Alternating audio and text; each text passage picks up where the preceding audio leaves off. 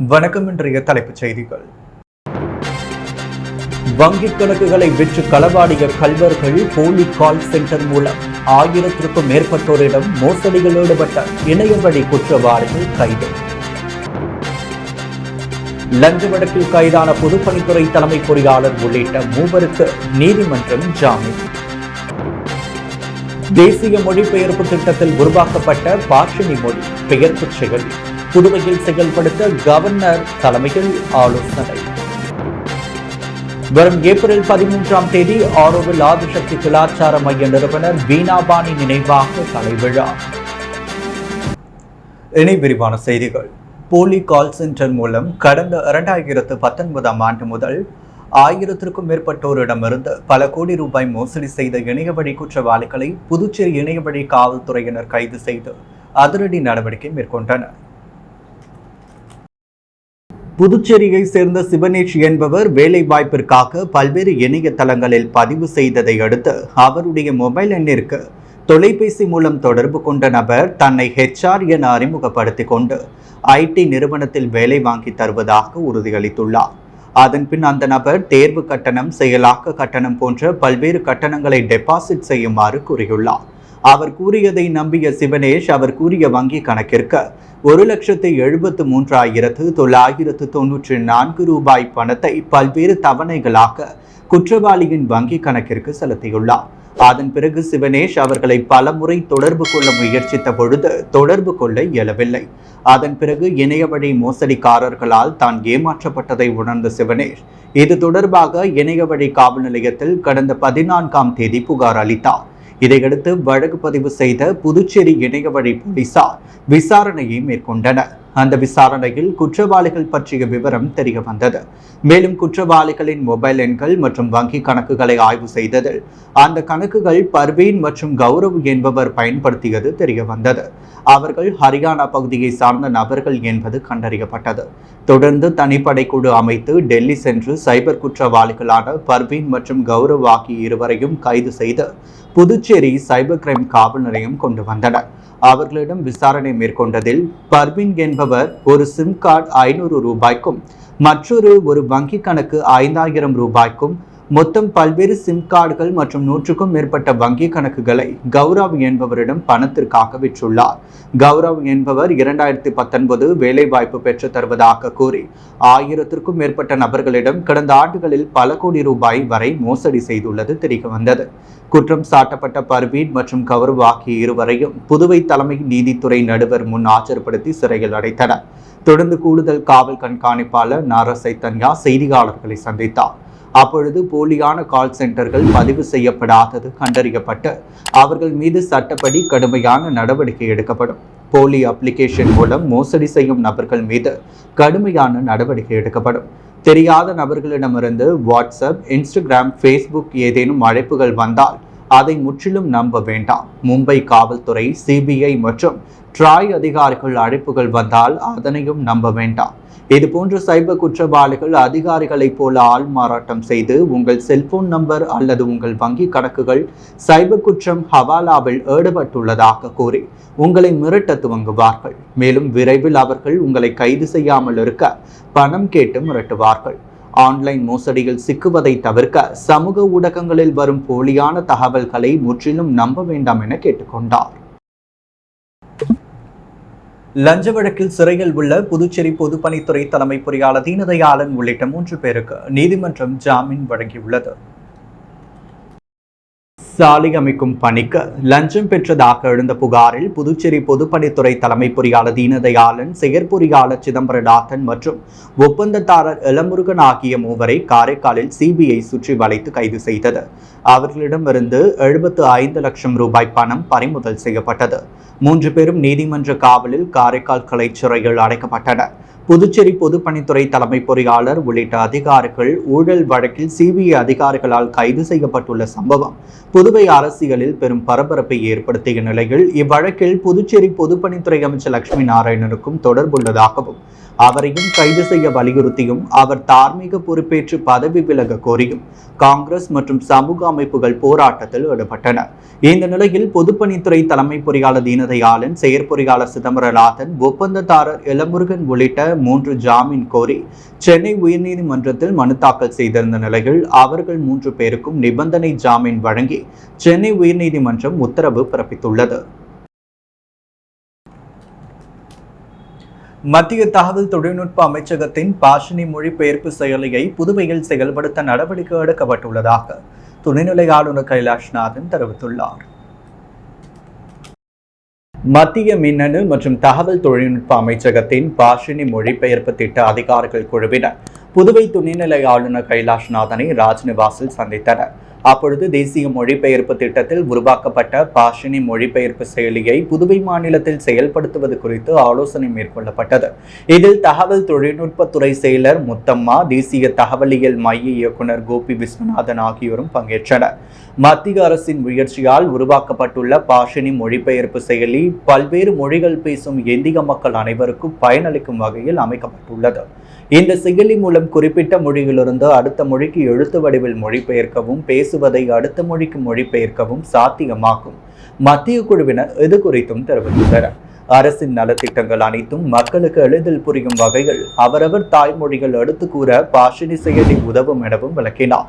பாஷினி மொழிபெயர்ப்பு செயலியின் செயல்பாடு குறித்து விரிவாக கேட்டறிந்த பின்னர் துணைநிலை ஆளுநர் புதுவை மக்கள் பயனடையும் வகையில் செயலியை பயன்படுத்திக் கொள்ள வேண்டும், விரைவில் புதுவையில் இந்த செயலியை செயல்படுத்தும் விதமாக மத்திய மின்னணு மற்றும் தகவல் தொழில்நுட்ப அமைச்சகத்துடன் புரிந்துணர்வு ஒப்பந்தம் ஏற்படுத்துவதற்கான நடவடிக்கைகளை மேற்கொள்ள வேண்டும் என்றார். புதுச்சேரி அடுத்த ஆரோவில் ஆதிசக்தி கலாச்சார மையத்தில் நிறுவனர் வீணாபானி நினைவாக ஏப்ரல் 13ஆம் தேதி நடைபெறவுள்ள கலை விழாவினை நடிகர்கள் அமீர் கான், பிரபுதேவா, விஜய் சேதுபதி, துவினா தாமஸ் ஆகியோர் ஆன்லைன் மூலமாக துவக்கி வைக்கின்றனர். புதுச்சேரி ஆரோவில் ஆதிசக்தி கலாச்சார மையத்தில் வரும் ஏப்ரல் 13 முதல் 19 வரை நாடகம், இசை நிகழ்வு அடங்கிய கலை விழா நடைபெறுகிறது. ஆரோவில் ஆதிசக்தி கலாச்சார மையத்தை நிறுவிய வீணாபானி நினைவாக ஆண்டுதோறும் கலை விழா நடைபெற்று வருகிறது. இது குறித்து ஆதிசக்தியின் கலை இயக்குனர் வினய்குமார் செய்தியாளர்களிடம் கூறுகையில், வீணாபானி பிறந்த நாளையொட்டி அவரது நினைவாக நாடகம், இசை, கலை நிகழ்ச்சிகள் 9 நாட்களுக்கு நடைபெறுகிறது. 13ஆம் தேதி இரவு 7:30 மணிக்கு விழா துவங்குகிறது. முதல் நாளில் இளம்பை ஸ்மிதா கபீரின் கஜல் பாடல்கள் இசைக்கிறார்கள். ராஜஸ்தான் கலைக்குழு வருகிறது, அவர்களும் இசை நிகழ்வை நிகழ்த்துகின்றனர். 14ஆம் தேதி காலை 5 மணிக்கு சவீரா ராஜஸ்தான் இசை இசைக்கின்றனர். மேலும் 19ஆம் தேதி ஜூபி இசை நிகழ்வு வாசி பிரதர்ஸ் நடத்துகின்றனர். கவாலி இசை நிகழ்வை பார்க்கலாம். இந்த நிகழ்வுகள் அனைத்தும் இலவசமாக பார்க்கலாம். நம் வாழ்க்கை தத்துவம், வாழ்க்கை முறை, தாத்தா பாட்டி கதைகள் வழியாக முன்பு அமைந்தன. பல ஆயிரம் வருட கதை வாழ்க்கை முறை மாறிவிட்டது. வரும் தலைமுறைகள் நேரடி சொல்லிடாடலில் கதைகளை அறிவதை இழந்துவிட்டன. நம் வாழ்க்கையில் கதை சொல்ல முறையை நேரடியாக பார்ப்பது சிறந்த அனுபவம். டிஜிட்டல் திரையரங்கு அனுபவத்தை விட இது சிறந்ததாக இருக்கும். ஆதிசக்தியுடன் தொடர்புடைய திரைக்கலைஞர்கள் தினமும் ஆன்லைனில் நிகழ்வை துவக்கி வைக்கின்றனர். அதன்படி திரைக்கலைஞர்கள் அமீர் கான், டொவினா தாமஸ், விஜய் சேதுபதி, பிரபுதேவா, நாக சைத்தன்யா என பலரும் ஆன்லைனில் இணைகின்றனர் என்று தெரிவித்தார். ஏப்ரல் 10, 14, 18 ஆகிய தேதிகளில் புதுவை ஜிப்மர் புறநோயாளிகள் பிரிவு இயங்காது என ஜிப்மர் நிர்வாகம் தெரிவித்துள்ளது. புதுச்சேரி கோரிமேடு பகுதியில் மத்திய அரசின் ஜிப்மர் மருத்துவமனை செயல்பட்டு வருகிறது. இங்கு புதுச்சேரி தமிழகத்தை சேர்ந்த ஏராளமானோர் சிகிச்சை பெற்று வருகின்றனர். இந்நிலையில் ஏப்ரல் மாதத்தில் மத்திய அரசு விடுமுறை தினங்களான 10/4/2025 மகாவீரர் ஜெயந்தி, 14 திங்கட்கிழமை, டாக்டர் அம்பேத்கர் பிறந்தநாள், 18 வெள்ளிக்கிழமை, புனித வெள்ளி ஆகிய 3 நாட்களில் ஜிப்மர் புறநோயாளிகள் பிரிவு இயங்காது எனவே இந்த தேதியில் நோயாளிகள் வருவதை தவிர்க்குமாறு கேட்டுக்கொள்ளப்படுவதாகவும், அதே நேரத்தில் அவசர சிகிச்சை பிரிவு சேவைகள் அனைத்தும் அந்த நாட்களில் வழக்கம் போல் இயங்கும் என ஜிப்மர் நிர்வாகம் சார்பில் தெரிவிக்கப்பட்டுள்ளது. வக்பு சட்ட திருத்தத்தை கண்டித்து புதுவையில் விடுதலை சிறுத்தை கட்சியின் சார்பாக நடைபெற்ற ஆர்ப்பாட்டத்தில் நிர்வாகிகள் சட்ட மசோதா நகலை எரித்து ஆர்ப்பாட்டத்தில் ஈடுபட்டதால் பரபரப்பு நிலவியது. வக்பு சட்ட திருத்தம் நாடாளுமன்றத்தின் இரு அவைகளிலும் நிறைவேற்றப்பட்டுள்ளது. இதை கண்டித்து எதிர்க்கட்சியினர் இந்த சட்ட திருத்தத்திற்கும் கடும் எதிர்ப்பு தெரிவித்து வருகின்ற நிலையில் இஸ்லாமியர்களை பாதிக்கும் வக்பு சட்ட திருத்தத்தை கண்டித்து விடுதலை சிறுத்தை கட்சி சார்பாக தமிழக மற்றும் புதுச்சேரியில் போராட்டங்கள் மற்றும் ஆர்ப்பாட்டங்கள் நடத்த விடுதலை சிறுத்தை கட்சியின் தலைவரும் சிதம்பரம் பாராளுமன்ற உறுப்பினருமான தொல் திருமாவளவன் அறிவித்திருந்தார். இந்நிலையில் புதுச்சேரி சுதேசமில் அருகே மத்திய அரசை கண்டித்து மாநில முதன்மை செயலாளர் தேவபொழிலன் தலைமையில் கண்டன ஆர்ப்பாட்டம் முன்னெடுக்கப்பட்டது. தமிழ்நாடு மற்றும் புதுச்சேரி அமைப்பு செயலாளர்கள் பொதினி வளவன், தலையாரி ஆகியோர் கண்டன உரையாற்றினர். மேலும் அமைப்பின் மாநில செயலாளர், தொகுதி செயலாளர்கள், மகளிர் விடுதலை இயக்க பொறுப்பாளர்கள் உட்பட சுமார் 200க்கும் மேற்பட்டோர் கோஷங்களை எழுப்பினர். அப்பொழுது திடீரென நிர்வாகிகள் சட்ட திருத்த நகலை எரித்து கண்டன முழக்கங்கள் எழுப்பியதால் பரபரப்பு ஏற்பட்டது. புதுச்சேரி மகளிர் மற்றும் குழந்தைகள் மேம்பாட்டுத்துறை முத்தியால்பேட்டை திட்டம் 4 மண்டலம் 1 சார்பில் போஷன் பக்டோ 2025 நிகழ்ச்சி வெகு சிறப்பாக நடைபெற்றது. புதுச்சேரி மகளிர் மற்றும் குழந்தைகள் மேம்பாட்டுத்துறை முத்தியால்பேட்டை திட்டம் 4 மண்டலம் 1 சார்பில் கருவடிக்குப்பம் அங்கன்வாடி மையங்கள் 1 மற்றும் 2 இணைந்து போஷன் பக்கோடா 2025 என்ற நிகழ்வை கருவடிக்குப்பம் பேட் பகுதியில் நடத்தியது. இந்த நிகழ்ச்சியில் சிடிபிஓ செல்வகுமார் தலைமை தாங்க புரொடக்ஷன் அதிகாரி சித்ரா பிரியதர்ஷினி மற்றும் அங்கன்வாடி ஊழியர்கள் புஷ்பாவதி மற்றும் மண்டலம் 1 அங்கன்வாடி ஊழியர்கள் கலந்து கொண்டனர். இந்நிகழ்வில் மதர் தெரேசா செவிலியர் கல்லூரி சார்பில் மருத்துவ முகாம் நடைபெற்றது. இதில் கல்லூரியின் பேராசிரியர் நந்தினி மற்றும் செவிலிய மாணவ மாணவிகள் கலந்து கொண்டனர். கருவடிக்குப்பம் ஆரம்ப சுகாதார நிலைய மருத்துவ அதிகாரி டாக்டர் சிந்து மற்றும் ஆஷா ஊழியர்கள் செவிலியர்கள் கலந்து கொண்டனர். நிகழ்ச்சிகள் தன்னம்பிக்கை பொம்மலாட்ட கலைக்குழு நிறுவன எலிசபெத் ராணி தலைமைகள் பெண்களுக்கான விழிப்புணர்வு கதைகள் மற்றும் கருத்துக்கள் எடுத்து கூறப்பட்டது. தொடர்ந்து வெள்ளுப்பாட்டு உள்ளிட்ட பல்வேறு கலை நிகழ்ச்சிகளும் விழிப்புணர்வு நிகழ்வுகளும் நடைபெற்றது. இதில் பொதுமக்கள் ஏராளமானோர் கலந்து கொண்டு பயன்பெற்றனர். புதுச்சேரி உப்பளம் தொகுதியில் புதிய பிவிசி குடிநீர் குழாய் அமைக்கும் பணியினை சட்டமன்ற உறுப்பினர் அனிபால் கென்னடி பார்வையிட்டு ஆய்வு மேற்கொண்டார். புதுவை உப்பளம் சட்டமன்ற தொகுதி நேதாஜி நகர், கல்லறைப்பேட் மற்றும் அதனை சுற்றியுள்ள பகுதி மக்கள், பஞ்சாயத்தாரர்கள் குடிநீர் பற்றாக்குறை காரணமாக உப்பளம் தொகுதி சட்டமன்ற உறுப்பினர் அனிபால் கென்னடியை சந்தித்து கோரிக்கை வைத்தனர். இதையடுத்து சட்டமன்ற உறுப்பினர் பொதுப்பணித்துறை பொது சுகாதார கோட்ட குடிநீர் பிரிவு அதிகாரிகளை சந்தித்து குடிநீர் பற்றாக்குறையை போக்க அப்பகுதியில் புதிய பிவிசி குடிநீர் குழாய் அமைக்கும் பணியினை சுமார் 13,06,000 ரூபாய் மதிப்பீட்டில் தயார் செய்து மார்ச் மாதம் துவக்கி வைத்தார். இப்பணி தற்பொழுது வேகமாக நடைபெற்று வரும் நிலையில் அதனை இன்று நேரில் சென்று சட்டமன்ற உறுப்பினர் பார்வையிட்டார். அப்பொழுது பஞ்சாயத்தாளர் கணேசன், அவைத்தலைவர் ஹரிகிருஷ்ணன், பொருளாளர் மணிபாரன், கலை செயலாளர் சந்துரு, ராகேஷ் ஆகியோர் உடனிருந்தனர். உலக பிரசித்தி பெற்ற புதுச்சேரி அருள்மிகு மணக்குள விநாயகர் கோவில் 10ஆம் ஆண்டு கும்பாபிஷேக விழாவையொட்டி நடைபெற்ற 27 நட்சத்திரங்களின் கோமாதா பூஜைகள் துணைநிலை ஆளுநர் கைலாஷ்நாதன் உட்பட திரளான பக்தர்கள் கலந்து கொண்டு சுவாமி தரிசனம் செய்தனர். புதுச்சேரி பிரசித்தி பெற்ற அருள்மிகு மணக்குள விநாயகர் கோவில் கும்பாபிஷேகம் முடிந்து 10ஆம் ஆண்டு துவக்க விழா திங்கட்கிழமை விக்னேஸ்வர பூஜையுடன் துவங்கியது. அதைத் தொடர்ந்து இன்று காலை 27 நட்சத்திரங்கள் கோமாதா பூஜை நடைபெற்றது. மணக்குள விநாயகர் கோவிலுக்குள் 27 பசுக்கள் அழைத்து வரப்பட்டு கோமாதா சிறப்பு பூஜைகள் நடைபெற்றது. தொடர்ந்து மணக்குள விநாயகருக்கு சிறப்பு பூஜை நடைபெற்று தீபார்த்தனை காட்டப்பட்டது. இதில் துணைநிலை ஆளுநர் மற்றும் உள்துறை அமைச்சர் நமச்சிவாயம் ஆகியோர் குடும்பத்துடன் கலந்து கொண்டு சுவாமி தரிசனம் செய்தனர். இந்த கோபூஜையில் திரளான பக்தர்கள் கலந்து கொண்டனர். நாளை காலை கோவிலில் முதலாக லட்சார்ச்சனை நடைபெற உள்ளது என்பது குறிப்பிடத்தக்கது. புதுச்சேரியில் இருசக்கர வாகனங்கள் மோதிக்கொண்டதில் சமையல் கலைஞர் உயிரிழந்த சிசிடிவி காட்சி வெளியாகி பரபரப்பை ஏற்படுத்தியுள்ளது. புதுச்சேரி வில்லியனூர் அடுத்துள்ள திருக்காஞ்சி கிராமத்தை சேர்ந்தவர் பாலபாஸ்கரன். இவர் வயது 36. சமையல் கலைஞரான இவர் நேற்று காலை கடலூருக்கு சமையல் வேலைக்கு சென்றுவிட்டு 9 மணி அளவில் தனது பைக்கில் வீடு திரும்பிக் கொண்டிருந்தார். கிருமாபாக்கம் சாய்பாபா கோவில் அருகே சென்ற பொழுது வலது பக்கமாக சாலையை கடக்க முயன்றார். அப்பொழுது கடலூர் நோக்கி சென்ற பைக் அவர் மீது மோதியது. இதில் சாலையில் விழுந்து படுகாயமடைந்த பாலபாஸ்கரனை பொதுமக்கள் உதவியுடன் போக்குவரத்து போலீசார் மீட்டு அருகில் உள்ள தனியார் மருத்துவமனைக்கு அனுப்பி வைத்தனர். அங்கு அவரை பரிசோதித்த மருத்துவர்கள் அவர் ஏற்கனவே இறந்து விட்டதாக தெரிவித்தனர். இது குறித்த சிசிடிவி வெளியாகி தற்பொழுது பரபரப்பை ஏற்படுத்தியுள்ளது. இது குறித்து குருமாம்பாக்கம் தெற்கு போக்குவரத்து போலீசார் வழக்கு பதிந்து விசாரணை நடத்தி வருகின்றனர். அரியாங்குப்பம் சுப்பையா நகர் பாலமுருகன் ஆலய பங்குனி உத்தர விழாவை முன்னிட்டு 5ஆம் நாள் உற்சவம் மற்றும் சுவாமி வீதி உலா சிறப்பாக நடைபெற்றது. அரியாங்குப்பம் சுப்பையா நகர் பகுதியில் எழுந்தருளியுள்ள ஸ்ரீ பாலமுருகன் ஆலயத்தில் பங்குனி உத்தர பெருவிழா கடந்த வாரம் கொடியேற்றத்துடன் துவங்கியது. தினம்தோறும் மூலவருக்கு சிறப்பு அபிஷேக ஆராதனைகளுடன் சுவாமி வீதி உலா நடைபெற்று வருகிறது. இதில் 5ஆம் நாள் உற்சவம் திமுக மாநில பொதுக்குழு உறுப்பினர் கோபாலகிருஷ்ணன் மற்றும் கோவிந்தன் குடும்பத்தினர் உபயத்தில் சிறப்பு அபிஷேகங்களும் அலங்காரங்களும் செய்யப்பட்டு மகா தீபாராதனைகள் காண்பிக்கப்பட்டது. அதைத் தொடர்ந்து மாலை உற்சவ மூர்த்திக்கு சிறப்பு பூஜைகள் மற்றும் அலங்காரங்கள் செய்து சுவாமி வீதி உலா நிகழ்ச்சி நடைபெற்றது. இதில் சிறப்பு விருந்தினராக குகன் சந்திரமோகன், ராஜேந்திரன், கருணாகரன், செல்வராசு, பாலகிருஷ்ணன், குமரன், சின்னதுரை, அறிவழகன், கந்தன், பாலா, விஷ்ணு உள்ளிட்ட முக்கியஸ்தரர்கள் கலந்து கொண்டு சிறப்பித்தனர். விழாவிற்கான ஏற்பாடுகளை ஆலய நிர்வாகிகள் குருமூர்த்தி, ஜெயக்குமார், வாழுமுனி, சரவணன் உள்ளிட்ட நிர்வாகிகள் மற்றும் கிராம பொதுமக்கள் செய்திருந்தனர்.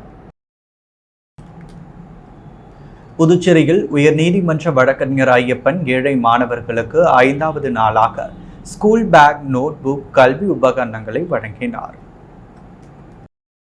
புதுவை மாணவர்களின் சேவகரும் உயர்நீதிமன்ற வழக்கறிஞருமான ஐயப்பன் ஏழை எளிய அரசு பள்ளி மாணவர்களும் பெற்றோர் இல்லாத மாணவர்களுக்கும் பாதுகாப்பு இல்லாத அரசு பள்ளி மாணவர்களுக்கும் தொடர்ந்து கல்வி சார்ந்த உபகரணங்கள், school bag, guide book, note book, lunch box, water bottle போன்ற உபகரணங்களை முருங்கப்பாக்கத்தில் உள்ள தனது அலுவலகத்தில் வழங்கி வருகிறார். இன்று 5வது நாளாக கல்வி உபகரணங்கள் வழங்கப்பட்டது. அப்பொழுது மாணவர்களிடம் உயர்நீதிமன்ற வழக்கறிஞர் ஐயப்பன் பேசும் பொழுது, இந்த பொருட்களை உண்மையிலேயே கஷ்டப்படும் ஏழை மாணவர்கள் வாங்கி பயனடைவீர்கள் என்று நான் நம்புகிறேன். மேலும் மாணவ மாணவிகள் நல்ல முறையில் படித்து பெரிய பதவிக்கு வந்து வாழ்க்கையில் உயர்ந்த நிலையை அடைந்து என்னை போல் நீங்களும் சேவை செய்ய முன்வர வேண்டும் என கேட்டுக்கொண்டார். மேலும் மாணவ மாணவிகள் எந்த தீய பழக்கத்திற்கும் ஆளாகாமல் பள்ளியில் நல்ல பெயரை எடுத்து நல்ல மதிப்பெண் பெற்று பள்ளிக்கும் நமது நாட்டிற்கும் பெருமை சேர்க்க வேண்டும், வாழ்க்கையில் உயர்ந்த நிலையை அடைய வேண்டும் என்று வாழ்த்தினார். புதுச்சேரி பெரியார் சிந்தனையாளர் இயக்கம் சார்பில் பெரியார் மீதான அவதூறுகளுக்கு மறுப்பு என்ற நூலின் அறிமுக விழா நடைபெற்றது. புதுச்சேரி பெரியார் சிந்தனையாளர் இயக்கம் சார்பில் முதலியார்பேட்டை காவல் நிலையம் அருகே நேற்றிரவு சமூக செயல்பாட்டாளர் ஹாப்பிராஜின் 1ஆம் ஆண்டு நினைவேந்தல் பட திறப்பு விழா நடைபெற்றது. தொடர்ந்து பெரியார் மீதான அவதூறுகளுக்கு மறுப்பு என்ற நூலின் அறிமுக விழா நடைபெற்றது. விழாவிற்கு பெரியார் சிந்தனையாளர் இயக்கம் மதிவதனி தலைமை தாங்க ஆனந்தி வரவேற்புரையாற்ற சமூக செயற்பாட்டாளர் சுனிதா ஹாப்பிராஜ் முன்னிலை வகித்தார். தமிழ் மீனவர் விடுதலை வேங்கிகள், மங்கையர் செல்வம், மனித உரிமைகள் மற்றும் நுகர்வோர் பாதுகாப்பு இயக்கம் முருகானந்தம் ஆகியோர் நூலை அறிமுகம் செய்தனர். திராவிட விடுதலை கழக லோகு ஐயப்பன், தந்தை பெரியார் திராவிட கழக வீரமோகன் ஆகியோர் துவக்க உரையாற்ற சுந்தரவல்லி, நாகராஜன், உமாபதி ஆகியோர் படங்களை திறந்து வைத்து உரையாற்றினர். இந்த நிகழ்ச்சிக்கான ஒருங்கிணைப்பை பெரியார் சிந்தனையாளர் இயக்க தீனா செய்திருந்தார். புதுச்சேரியில் மகாவீரர் ஜெயந்தியை முன்னிட்டு வரும் 10ஆம் தேதி அனைத்து விதமான மதுக்கடைகளையும் மூட கலால்துறை உத்தரவிட்டுள்ளது. புதுச்சேரி கலால்துறை வெளியிட்டுள்ள செய்திக்குறிப்பில், புதுச்சேரி பகுதியில் வரும் 10ஆம் தேதி அன்று மகாவீர் ஜெயந்தி தினத்தை முன்னிட்டு புதுச்சேரி அரசு கலால்துறை ஆணையர் ஆணைப்படி புதுச்சேரி, காரைக்கால், மாஹே மற்றும் ஏனாம் பகுதியில் இயங்கி வரும் அனைத்து கல், சாராயம் மற்றும் பார் உட்பட அனைத்து வகை மதுக்கடைகளும் மது அருந்த அனுமதிக்கப்பட உணவகங்களில் உள்ள பார் மூடப்பட்டிருக்க வேண்டும் என்றும், அன்றைய தினத்தில் எல்லா கடைகளிலும் மது விற்பனை தடை செய்யப்படுகிறது என்று அறிவிக்கப்படுகிறது. மீறுபவர்கள் மீது புதுச்சேரி கலால் சட்ட விதிகள் 1970 கீழ் நடவடிக்கை எடுக்கப்படும் என்றும் எச்சரிக்கப்படுவதாக கலால்துறை தெரிவித்துள்ளது. புதுவையில் இன்றைய தங்கம் மற்றும் வெள்ளி விலை நிலவரம். முத்து கோல்ட் ஹவுஸ் வழங்கும் தங்கம் மற்றும் வெள்ளி விலை நிலவரம். தங்கம் 1 கிராம் 8,225 ரூபாய். வெள்ளி 1 கிராம் 99 ரூபாய். மீண்டும் இன்றைய முக்கிய செய்திகள். வங்கிக் கணக்குகளை விற்று களவாடிய கள்வர்கள் போலி கால் சென்டர் மூலம் 1000க்கும் மேற்பட்டோரிடம் மோசடியில் ஈடுபட்ட இணையவழி குற்றவாளிகள் கைது. லஞ்ச வழக்கில் கைதான பொதுப்பணித்துறை தலைமை பொறியாளர் உள்ளிட்ட 3 நீதிமன்றம் ஜாமீன். தேசிய மொழிபெயர்ப்பு திட்டத்தில் உருவாக்கப்பட்ட பாஷினி மொழி பெயர்ப்பு செயல் புதுவையில் செயல்படுத்த கவர்னர் தலைமையில் ஆலோசனை. வரும் ஏப்ரல் 13ஆம் தேதி ஆரோவில் ஆதிசக்தி கலாச்சார மைய நிறுவனர் வீணாபாணி நினைவாக கலை விழா. புதுச்சேரி அருள்மிகு மணக்குள விநாயகர் கோவில் 10ஆம் ஆண்டு கும்பாபிஷேக விழா கவர்னர் பங்கேற்று சுவாமி தரிசனம். கிருமாம்பாக்கம் அருகே இருசக்கர வாகனங்கள் மோதிக்கொண்டதில் சமையல் கலைஞர் உயிரிழப்பு.